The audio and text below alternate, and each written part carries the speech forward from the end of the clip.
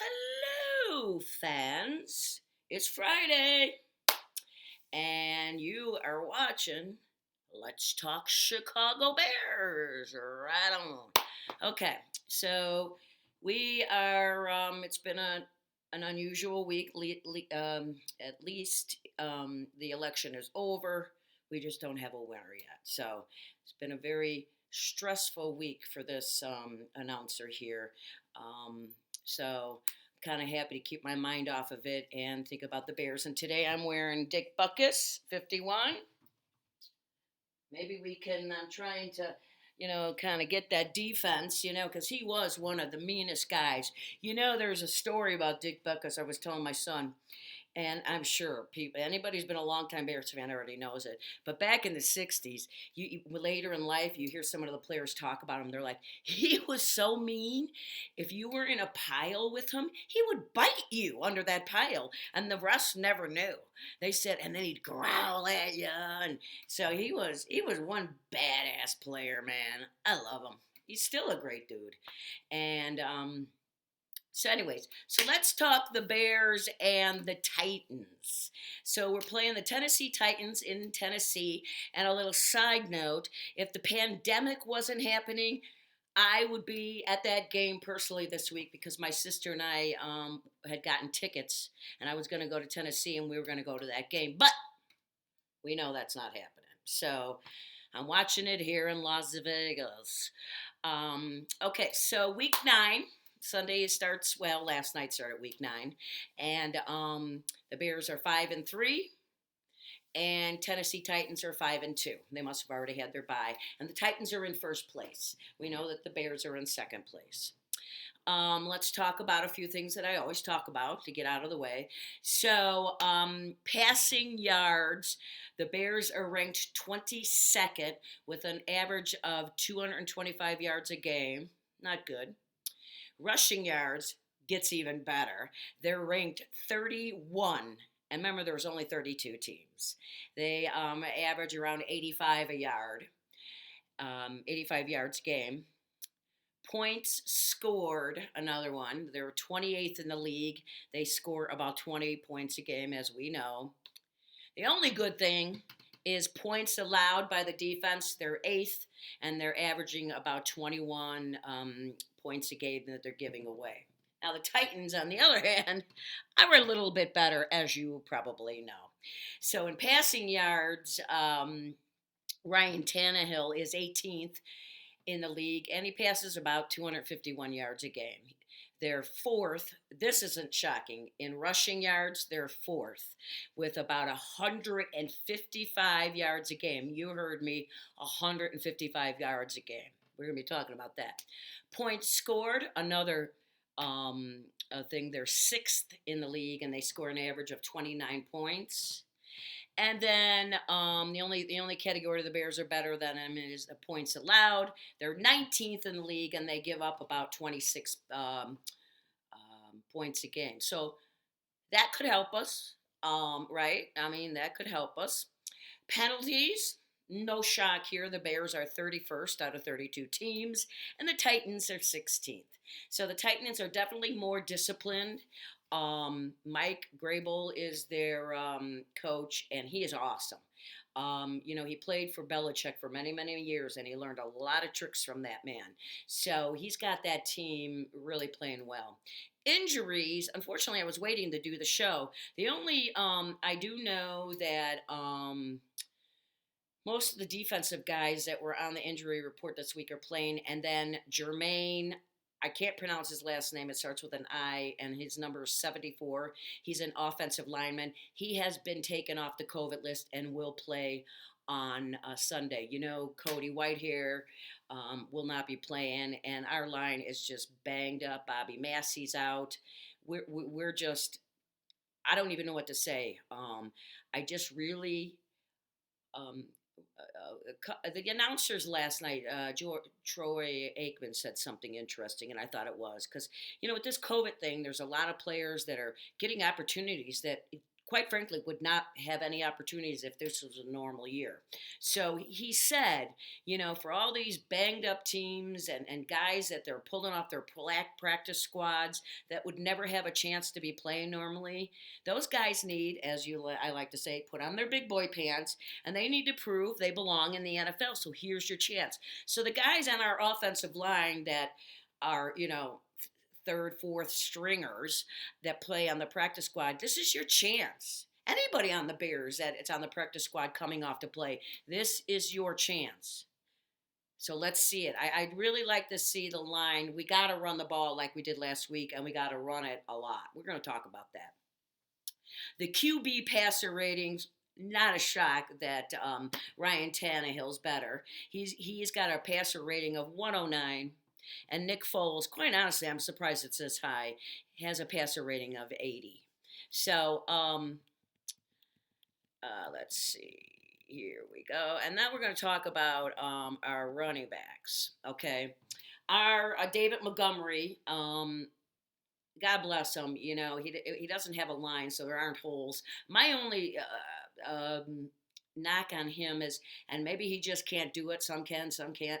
He's got his mind made up and he sticks with it. He needs to try to be a little bit open-minded, and his eyes need to be wider when he's looking at the field, because if he starts to run and he sees that hole isn't open, he needs to bounce off and either go right or left. He has got to start doing that.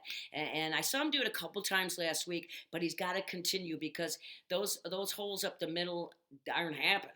And so he's got to be open-minded, flexible, and look around more. So again, his eyes need to spread the field a little bit more. I know he's young. It's only his second year, still learning, but we need it. So far, he's got 442 rushing yards. He's scored one touchdown, and his longest run is 38 yards. I'd like to see that change this week. One of my favorite things is when a running back, runs for like 80, 90 yards. I just love it when they take off from the line of scrimmage and they're gone. Now, Derrick Henry, who is the running back for the Titans, is awesome, as we all know. That's why they're ranked 4th in rushing. He's got 775 yards so far. He has scored 8 touchdowns, and his longest run, 94 yards. See, that's what I'm talking about. So, big difference in our running backs. Huge. But we got to get it going. I know Tariq went down, and that really, really hurt. So it shows how vulnerable we are and how we didn't have enough running guys behind him to. I just don't think that Nagy is a running guy. He wants to throw it. We know that, but you can't do that because we don't got a quarterback. Okay, so that's the thing. Is the Bears are outranked, like I said, in every area, except for the points allowed. And so the Bears really have to focus. Their defense really has to focus and stop Derrick Henry, who is really good from running. So they've got to stop the run, and they've got to force Ryan Tannehill to throw the ball more and then rush after him. Get in his face like we've done with Brady and other quarterbacks. Force him to make errors. And the defense, in my opinion, has to get 2 turnovers this week if we have a chance to win this game. And if they've got a chance to take an interception, they need to frickin' catch the ball. I know a lot of guys, when they started out, they were receivers, and then when they went to college, they were put on the defense as cornerbacks or safeties because they can't catch. Well, you better learn, because there's been too many dropped possible interceptions this year, and we can't let that happen. So we really got to get into Ryan's face, Ryan Tannehill. I know he can be rattled. I've seen it, and we do need some turnovers. Now, you know how I feel about Foles, but with Mitchell being hurt on one of the stupidest plays, I mean, come on. If they were going to put Mitchell in last week, they should have thrown the ball. He runs 2 yards, lands on his shoulder, and hurts it. He does not need surgery, which is a good thing. But Nick Foles has got to really step up and have a perfect game. Kind of like he did a couple years ago in Philadelphia when they won the Super Bowl. What happened to that Nick Foles? That's what I want. That's what us all want, right? But that's not the Nick Foles we got. I don't know. I think he's got an evil twin. We've got the evil twin. The good Nick Foles is somewhere else. So, and again, the Bears need to improve on the run game, and they really need to call more runs, and they need to execute. Everybody needs to execute on their assignments. We haven't been doing that to the percentage we need. Um, so if we can run the ball, score some points, keep our defense on the sidelines and rest it, which also keeps Ryan Tannehill and Derrick Henry off the field. So important, and that's something the Bears have not been able to do this year is long drives. That was, I'll tell you what, last year we had some rough games, and in 1918, or 1918, 2018, I know I'm old enough to have been born in 1918, so I don't know why I was but they had long drives last year in 2018 and 2019, but this year they're just terrible. So that they're just gonna, again, the defense is going to run out of gas by the end of the season. I'm not really sure what's going to happen. We're in such disarray with people being hurt and the uncertainty of play calling and Nick Foles. But the Bears, the other thing the Bears need to do, and you know I talk about this all the time, is keep the penalties down, keep the mistakes down. If they can keep the penalties under 5, I told you more than 5 is not acceptable. If they can keep it under 5 and no mistakes, they have a chance in this game. Although I do still think they need to get some turnovers. So, and it's in Tennessee. And it doesn't really matter because there's not a lot of fans, but still, when you play at home, you still have the advantage, right? So it's going to be a rough game. Again, the Bears are going to have to play perfect, and our defense is really going to have to show up. They show up every week, but I think they start to get a little defeated. You know what I mean? You know, you stop these guys, you hold them to field goals and this and that, and then your defense comes in and goes 3 and out. It's just, I don't know. So on that note, let's just hope. I'm hoping the Bears win. I always hope the Bears win. I love the Bears, but the reality is, as I said, if they don't, run the ball, keep Tennessee off the field, and maybe get a couple turnovers and make no mistakes, we could win this game. Otherwise, we're not going to win. We're going to be 5-4.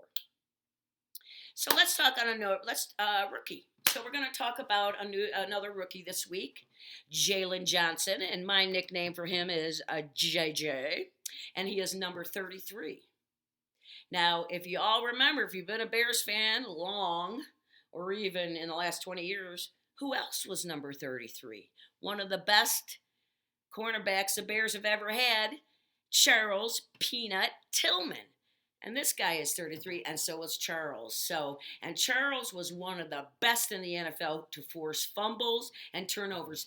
There was a game he had, and I want to say it was Tennessee, but I could be wrong. He knocked the ball out 4 times and caused fumbles in that game. It set a record. He is just awesome. So let's hope that JJ kind of morphs into Peanut Tillman, and at the end of his career is going to be sitting in the Hall of Fame like Peanut is, So I really like that. It completely, I missed it until recently. I'm like, wait a minute, that's the same as Tillman's number. So let's hope that he can turn around and have a long, great career like Tillman. And Tillman is an awesome guy. Good family man, good team player, and just a good all-around player.